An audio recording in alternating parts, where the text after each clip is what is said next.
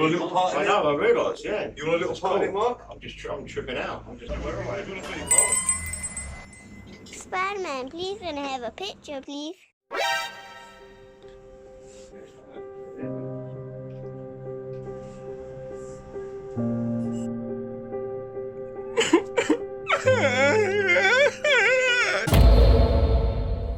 Come on, you just get mine off, man. Just get mine off. Don't worry, we get some food. Hi guys, are we ready to order? Yeah, can we have 2 cheeseburgers, please? Cheeseburger. Cheeseburger.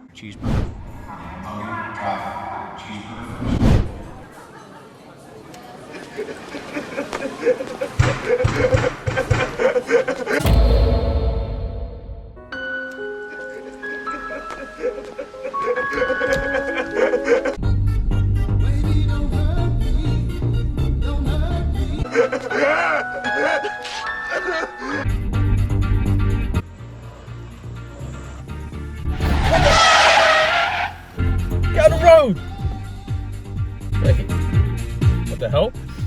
Spider-Man. What the hell's he doing?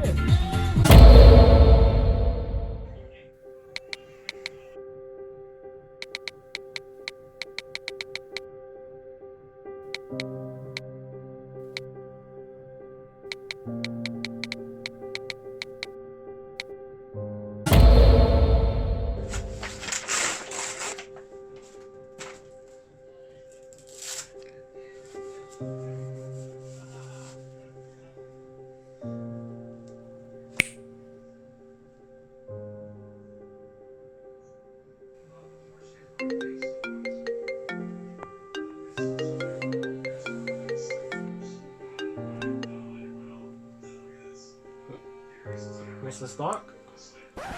Wait, Mr. Who? Fam, please tell me you're not still pretending to be Spider-Man. No. Alright, cool, well, you got 10 minutes to get to the cinema. Are you gonna make it on time? Yeah, I'll make it. Okay, I'll see you soon. But please leave the mask at home. Fine. Welcome to Agents of Screen, the first and only place for movie reviews live at the cinema. We have just watched Spider-Man Far From Home, the first film after Avengers Endgame, follows up from what they called the blip. So let's go straight into first impressions. I'm gonna go with James first. I wanna know what you thought about the film, mate.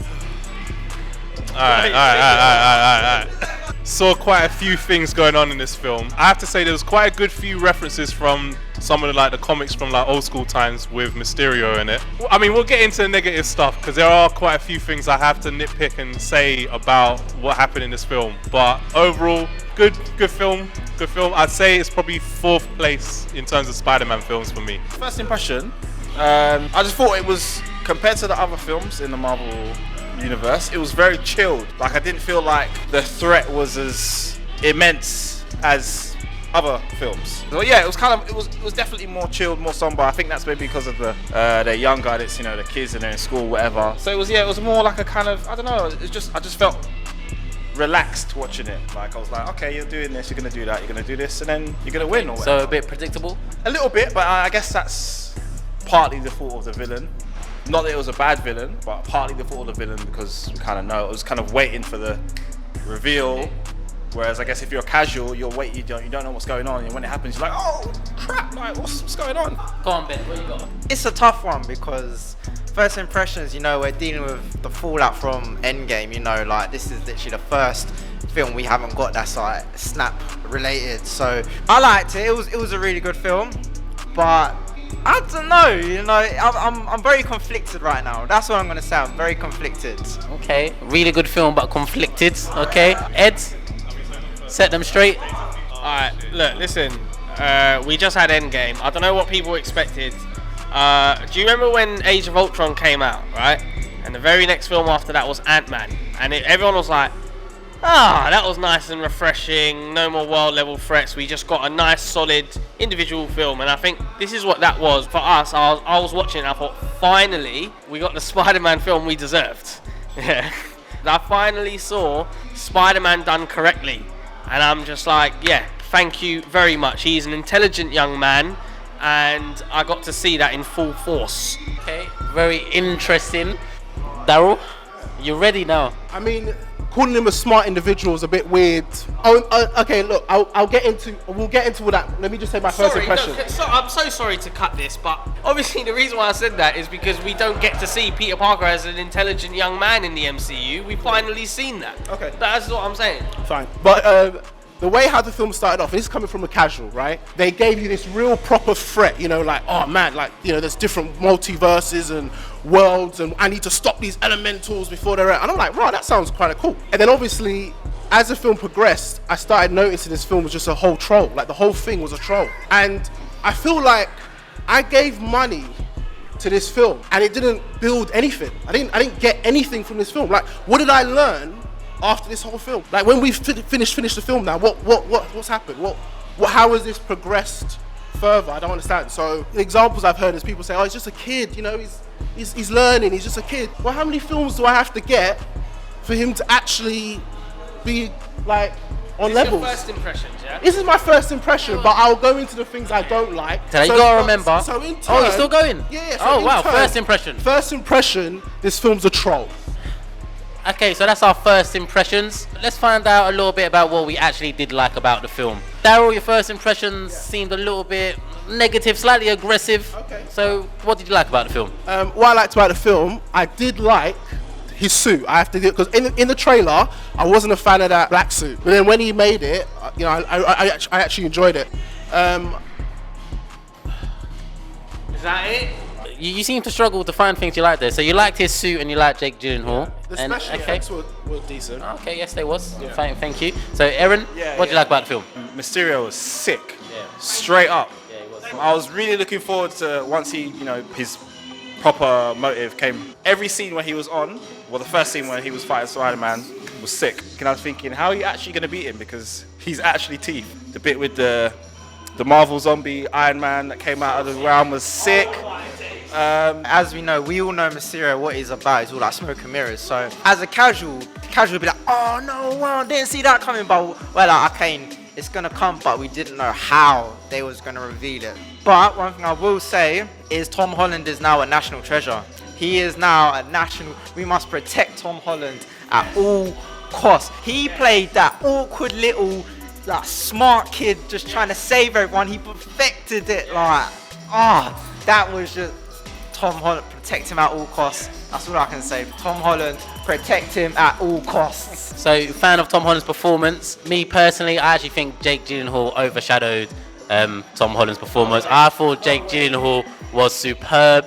From the moment he entered the scene in this film right to the end, his character was incredible. He showed his acting ability, and I think he put others to shame. I really do. Tom Holland was good, but Jake Gyllenhaal, he showed he was a different level. Ed, what did you like about the film? Oh mate, I really enjoyed the film, man. Special effects. Mysterio is one of my favourite Spider-Man villains, and I've always kind of thought, how are they going to do him on a screen? Is it going to look silly? He's going to do all these illusions. I was really, really happy with how they done it. Like, I was kind of scared. I thought, I don't know how they're going to do a villain like Mysterio and actually have Spider-Man overcome it, because this is more realistic than comics, isn't it? And cartoons. And yeah, I'm really glad they done it that way. Excellent villain. I love the fact that I alluded to it in my first impressions, but this wasn't a world level threat, and sometimes we need to be grounded. There's a time and a place for world level threats. That's Avengers films, and then sometimes you get the odd Winter Soldier and things like that. Just grounded film, things like this, Ant-Man, like I'm like, yes, this is what we need sometimes.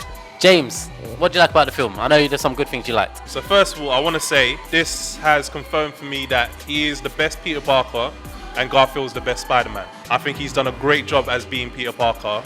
He's a very intelligent Peter Parker, especially the way he was making his suit as well at the end, and like just figuring out the whole science behind it and making sure everything. Yeah. Very Tony Stark-esque. Yeah, it was very Tony Stark, especially like that way, like when he put his hand in the glove as well, like when he was. Mannerisms. Yeah, exactly. So like that's when Happy saw that, he was like, it just felt like Iron Man 1 again. Yeah, he did. Mysterio, the fights in Mysterio were sick.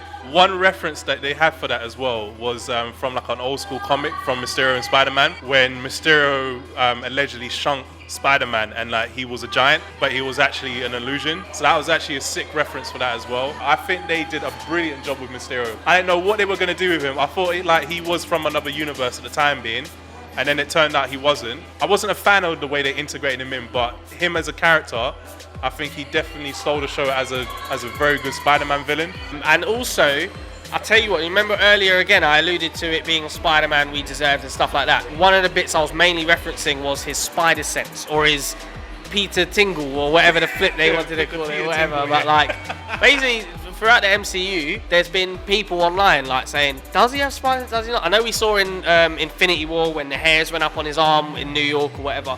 But it's been like, sometimes he gets hit, and he should have used his spider sense. He definitely has it. But it's always been clear that he hasn't been able to control it. So when we got that spider sense scene, Zero to 100 real quick. And I don't know if you lot noticed, but during the scene, because I was looking out for it, I was like, hang on, I need to. He had his eyes closed the whole time. I thought, wait, is he actually doing all this with his eyes closed? And then when they cut the music, so there was no sort of soundtrack. It was just him doing his thing.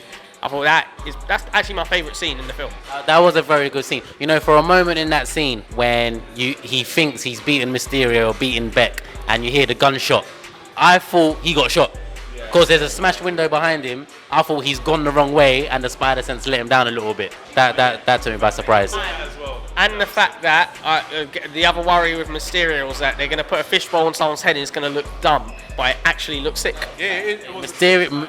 It was a very good design for Mysterio. The bowl head, like it did not look lame. It did not look lame. It actually looked sick. Okay, so that's what we liked about the film. Let's get into a few things that we didn't like. Alright, Aaron, we're gonna start with you. What did you not like about this film? Do you know what I felt? There were some points where I felt there wasn't enough Spider-Man. There were some points in the film where I felt like, I'm not really seeing Spider-Man. So too much Peter Parker, not enough Spider-Man. I don't even mind the Peter Parker bits, but I felt like he didn't get to really be Spider-Man too often. I don't know. I felt like there was a stretch where he wasn't really being Spider-Man. It was just something always getting in the way. I'm like, just get on the suit, man. Like, Daryl, what do you like about the film? I'll start with supporting cast, MJ and all the other cannon fodder.